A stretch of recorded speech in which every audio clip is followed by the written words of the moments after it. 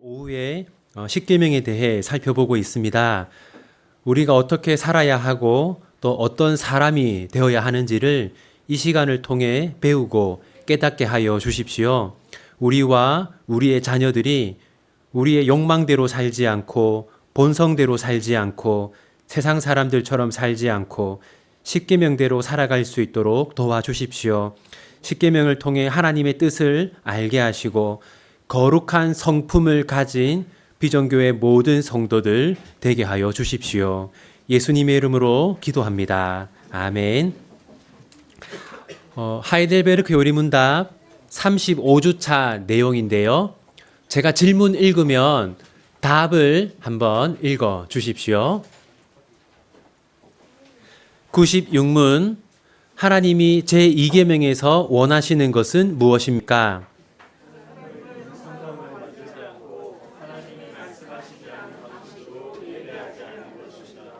그렇다면 어떤 형상도 만들어선 안 됩니까?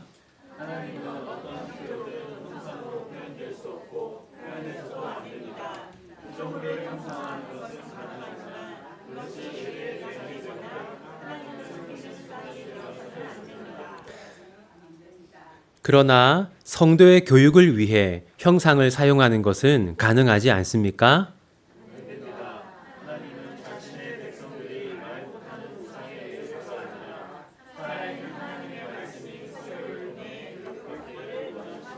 네, 하나씩 보겠습니다. 첫 번째 질문입니다. 제1계명과 제2계명은 어떻게 다릅니까? 제1계명과 제2계명은 어떻게 다릅니까?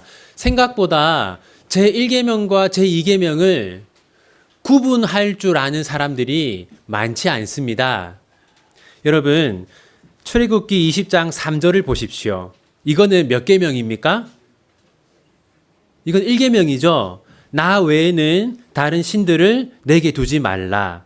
그럼 여러분, 출애굽기 20장 4절은요. 2계명입니다. 2계명은 뭐냐면 너를 위하여 새긴 우상을 만들지 말고. 여러분, 자, 1계명이 우상 금지잖아요. 그럼 2계명은 뭡니까? 너를 위하여 새긴 우상을 만들지 말고. 2계명도 우상 금지처럼 보이잖아요. 그런데 이미 1계명에서 우상을 금지하셨기 때문에 2계명은 우상을 금지하는 것이 아닙니다. 여러분, 20장 4절을 보시면요. 너를 위하여 새긴 우상을 만들지 말라라고 할 때 여기서 말하는 우상은 1계명의 우상과는 다른 겁니다. 그러면 2계명에서 말하는 우상은 무엇일까요?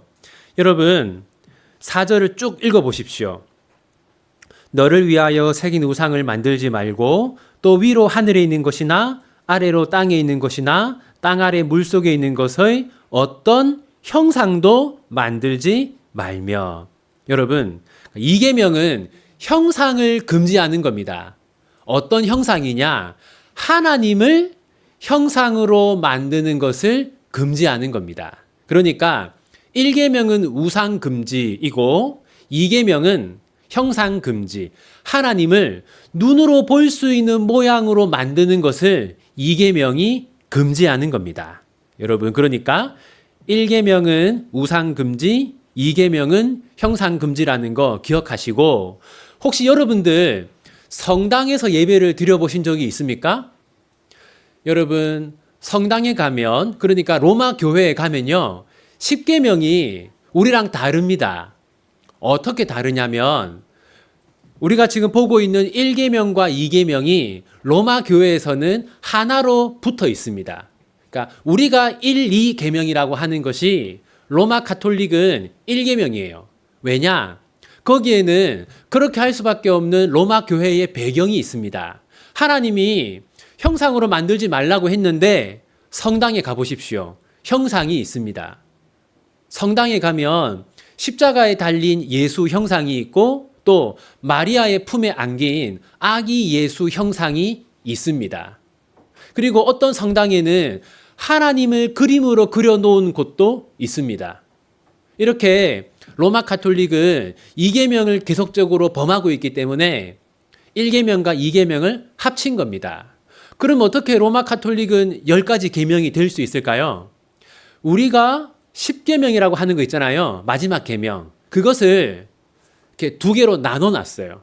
그렇게 해서 10계명을 만들어 놓았습니다. 그 다음 질문입니다. 하나님을 형상으로 제작하지 말라는 것은 어떤 의미입니까? 여러분, 이제 2계명은 형상 금지다라는 걸 아셨잖아요. 그러면 하나님을 사람들이 왜 형상으로 만들까요? 왜 사람들이 하나님을 형상으로 만들려고 할까요? 자, 한번 생각해 보십시오. 혹시 여러분, 블레셋 사람들이 숭배한 우상이 무엇인지 아십니까? 블레셋, 다곤이라는 우상을 섬겼습니다. 이 다곤이 어떤 모양이냐? 물고기 모양입니다. 그리고 여러분, 이스라엘 백성이 애굽을 나와서 광야에 있을 때 아론이 뭘 만들잖아요. 뭘 만듭니까? 황금 송아지를 만들죠. 그것은 애굽 사람들이 숭배하던 아피스라는 우상입니다. 아피스는 송아지 모양이에요. 여러분, 이것처럼요, 우상 숭배자들, 그러니까 세상 사람들은 예배를 할 때 꼭 형상을 만듭니다. 절에 가면 거기서 불교 신자들이 예배를 드리고 있잖아요. 불교 신자들이 예배를 드리기 위해서 무엇을 만듭니까? 부처 형상을 만듭니다. 그러니까 하나님께서 나를 형상으로 만들지 마라 라고 하시는 것은 세상 사람들처럼 예배하지 말라는 겁니다. 사실 예배라는 것은 우리 기독교인들만 하는 게 아니고요. 거의 모든 사람들이 예배를 드립니다. 그러니까 누구를 예배하느냐의 차이가 있는 것이죠. 우리가 세상 사람들처럼 예배하면 안 된다라는 것이 2계명의 핵심입니다. 그러니까 세상 사람들처럼 예배하지 말고 하나님의 말씀대로 예배하라라는 것이 2계명의 의미입니다. 그런 점에서 1계명은요, 예배의 대상을 알려주는 겁니다. 다음 2계명은 예배의 방법을 알려주는 겁니다. 하나님을 예배할 때 우리 마음대로 예배해서는 안 되고 성경에서 알려주신 대로 하나님을 예배해야 한다는 겁니다. 자, 그러면 그 다음 질문. 우리는 하나님을 어떻게 예배해야 합니까? 레위기 10장 1절 2절 우리 함께 읽겠습니다. 아론의 아들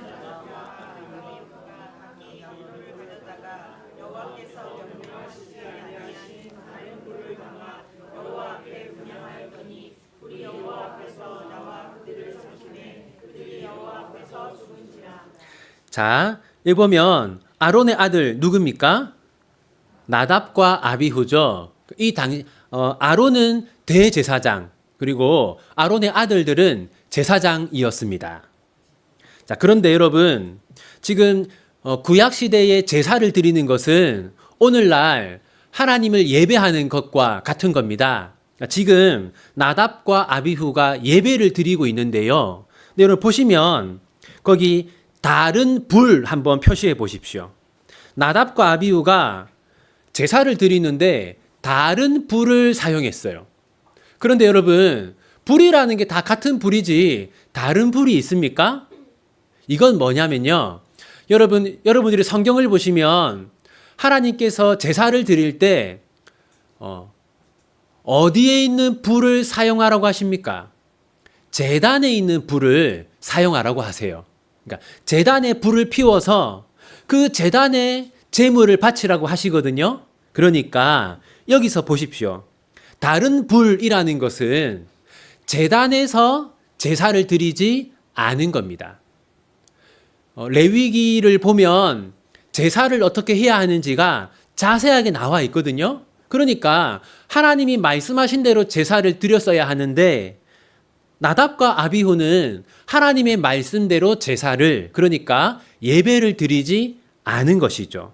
우리가 이제 기억해야 하는 건 뭐냐면, 예배라는 것은 그냥 드리기만 한다고 하나님이 다 받으시는 것이 아니구나. 말씀대로 드리는 예배, 바른 예배가 있다는 것을 우리는 알아야 합니다. 그래서 우리는 항상 우리 비전교회의 예배가 바른 예배가 될 수 있도록 이건 좀 잘못된 것 같습니다 라든지 이건 바꾸는 게 좋겠습니다 라든지 할 수가 있는 것이죠.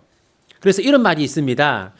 개혁된 교회는 계속해서 개혁되어야 한다. 이것은 예배의 개혁을 말하는 겁니다. 다음 질문으로 가서 그렇다면 말씀대로 예배하지 않는 대표적인 사례는 무엇인가?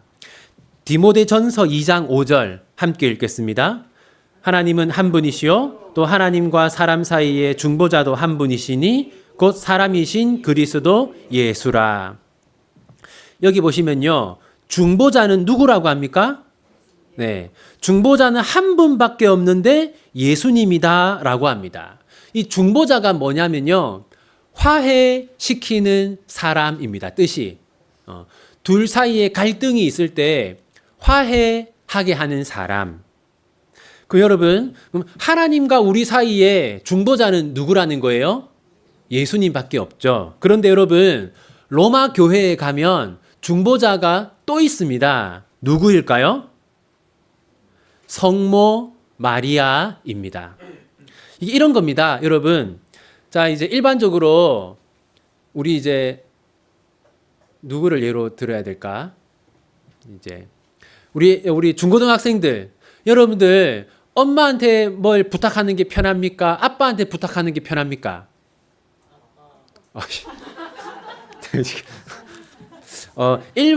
일반적으로 우리 교회는 좀 그렇네요. 네.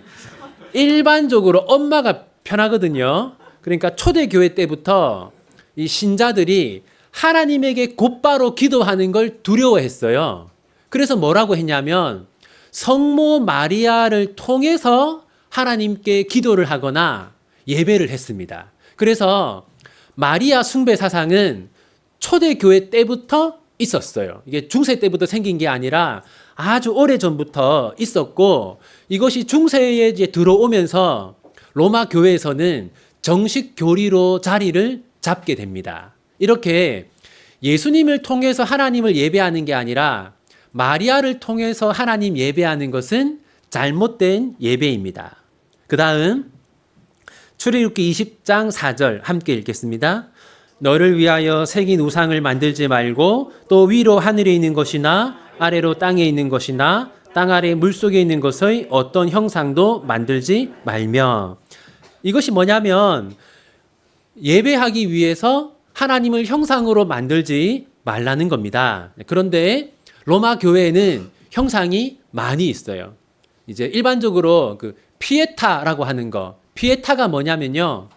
마리아가 예수를 안고 있는 그 조각을 다 피에타라고 해요. 대부분의 성당에 피에타 상이 있습니다. 그 다음에 또 대부분의 로마 교회는 십자가에 달리신 예수상이 있어요. 그리고 혹시 여러분 성 베드로 대성당 그 천정화라고 하는데 레오나르도 다빈치가 그린 천지창조라는 그림 아시죠? 그 제일 유명한 그림이 아담의 창조라는 그림이 있어요. 그러니까 하나님하고 아담하고 손가락 이렇게 하고 있는 그림. 거기 보면 하나님을 그림으로 그려놓았어요. 이것은 이계명을 어긴 것이죠. 다음 세 번째입니다. 요한복음 6장 26절 함께 읽겠습니다. 예수께서 대답하여 이르시되 내가 진실로 진실로 너희에게 이르노니 너희가 나를 찾는 것은 표적을 본 까닭이 아니요 떡을 먹고 배부른 까닭이로다. 예수님을 따르던 사람들 가운데 어떤 사람들을 질책했습니다. 지금 너희들이 나를 따라다니는데 그 목적이 올바르지 않다. 네, 예수님이 어떤 목적으로 따른다고 비판하셨습니까? 떡을 먹고 배부른 까닭이로다. 그러니까 예수님을 따르기는 따르는데 예수님에게 뭔가를 얻어내기 위해서 물질적인 것이라든지 또는 성공과 같은 것들을 얻어내기 위해서 예배하는 것, 성경적인 예배가 아닌 것이죠. 그러니까 기복주의 예배는 참된 예배가 아닙니다. 그러니까 하나님 제가 예배도 빠지지 않고 열심히 드리고 교회 봉사도 열심히 하고 헌금도 열심히 할 테니까 좀 이 세상에서 성공하고 잘 되게 해주시고 우리 자식들도 좀 잘 되게 해주십시오. 이런 마음으로 예배하는 것은 성경적인 예배가 아니고 또 이 계명을 어기는 것이죠. 다음으로 열린 예배입니다. 시편 96편 9절 함께 읽겠습니다. 아름답고 거룩한 것으로 여호와께 예배할지어다. 온 땅이여 그 앞에서 떨지어다. 여기 보시면 어떻게 예배하라고 합니까? 아름답고 거룩한 곳으로 여호와께 예배하라. 우리가 하나님 예배할 때는요, 거룩하게 예배해야 합니다. 그런데 오늘날 거룩하지 않게 예배하는 경우가 있습니다. 그걸 일반적으로 열린 예배라고 해요. 이제 부산과 같은 지방에서는 보기 드물지만 서울에 가면요, 일반적으로 주로 이제 청년들을 전도하기 위해서 열린 예배를 추구하는 교회들이 있습니다. 심지어는 이제 낮에는 술집이었던 곳을 주일 저녁에 예배 공간으로 바꾸기도 하고요. 또 예배 형식을 콘서트나 공연의 형식으로 바꾸어서 예배를 드려요. 그러니까 거룩하지 않은 겁니다. 젊은 사람들을 전도하기 위해서라고 하면서 거룩하지 않은 예배를 드리는 것은 참된 예배가 아니고 이 계명을 어기는 것이죠. 다음으로 그렇다면 또 이런 의문을 우리가 가질 수 있습니다. 그러면 어떤 형상도 만들어서는 안 되는가? 자, 로마서 1장 23절 함께 읽겠습니다. 썩어지지 아니하는 하나님의 영광을 썩어질 사람과 새와 짐승과 기어다니는 동물 모양의 우상으로 바꾸었느니라. 이게 바로 이 계명이 말하는 건데요. 하나님을 피조물의 형상으로 만드는 것을 금지하는 겁니다. 우리가 다른 것들은 형상으로 만들어도 되는데 하나님만은 형상으로 만들어서는 안 됩니다. 다음으로요. 이 열왕기와 18장 4절 보십시오. 거기 보면 여러분 그 놋뱀 한번 표시해 보십시오. 놋뱀. 누가 만든 놋뱀이라고 합니까? 모세가 만든 놋뱀. 여러분 아시죠? 애굽을 나와서 가나안으로 가는데 광야에서 하나님이 이스라엘 백성들을 심판하기 위해서 독사를 보냈어요. 아시죠? 그래서 많은 사람들이 독사에 물려서 그 독이 퍼져서 죽어가고 있었는데 하나님이 모세에게 놋으로 뱀을 만들라고 하고 그 놋뱀을 쳐다본 사람은 살잖아요. 근데 그게 수백 년이 지나기까지 남아 있었던 거예요. 사람들이 그 놋뱀을 우상으로 숭배를 했던 겁니다. 근데 여러분, 예배의 도구로 어떤 형상을 만들기 시작하면 그것은 대부분 미신의 도구로 전락하게 됩니다. 몇 가지 예를 들면요. 지금은 그런 게 없을 건데 중세 때는 어떤 일이 있었냐면요. 우리가 얼마 전까지 성찬에 대해 배웠잖아요. 로마 교회는 빵과 포도주가 무엇으로 바뀐다고 했습니까? 네, 실제 예수님의 살과 피로 바뀐다고 했잖아요. 그래서 이거를 예배가 끝난 다음에 팔았습니다. 그러니까 우리가 보기에는 빵이지만 로마 가톨릭 신자들은 이게 예수님의 살이라고 믿잖아요. 그러니까 이게 뭔가 영험하고 특별한 것이라고 여겨서 그걸 돈을 주고 팔았습니다. 이런 식으로 무언가가 이제 예배의 도구가 되기 시작하면 그건 역시 우상으로 전락할 수 있습니다. 이제 마지막 질문입니다. 교육의 목적으로 형상을 사용하는 것은 가능하지 않습니까? 디모데후서 3장 16절 17절 우리 함께 읽겠습니다.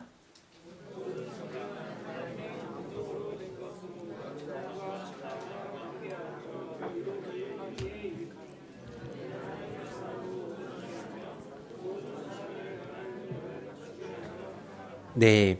예전에 어떤 성경 공부 교재에서 성령님이 그림으로 그려진 적이 있었어요.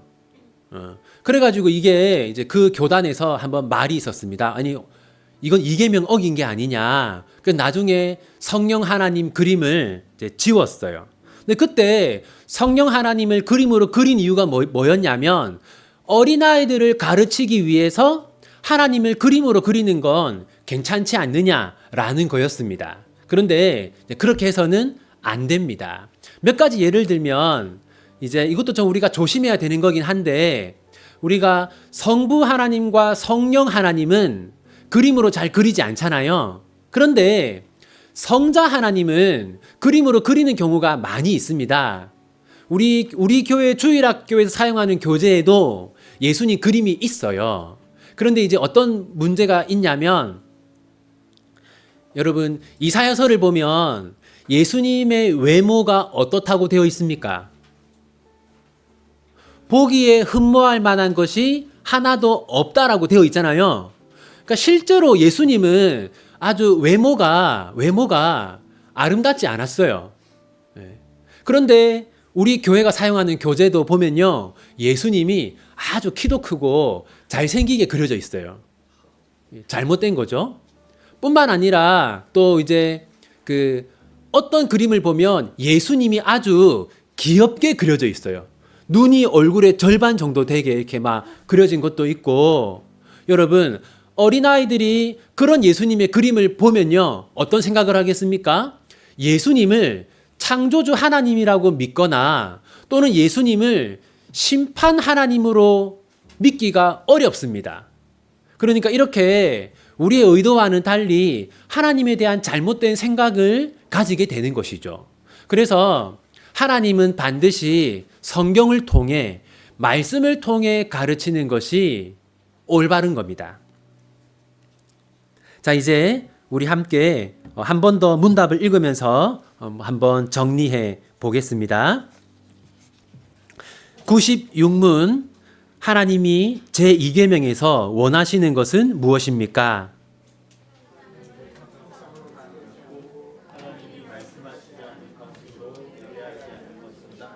그렇다면 어떤 형상도 만들어선 안 됩니까?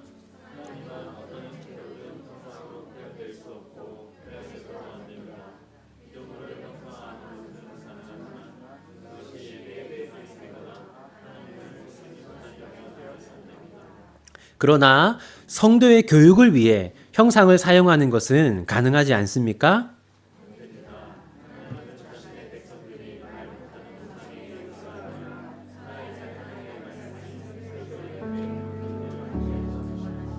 네, 우리 함께 들은 말씀 생각하면서 기도하겠습니다.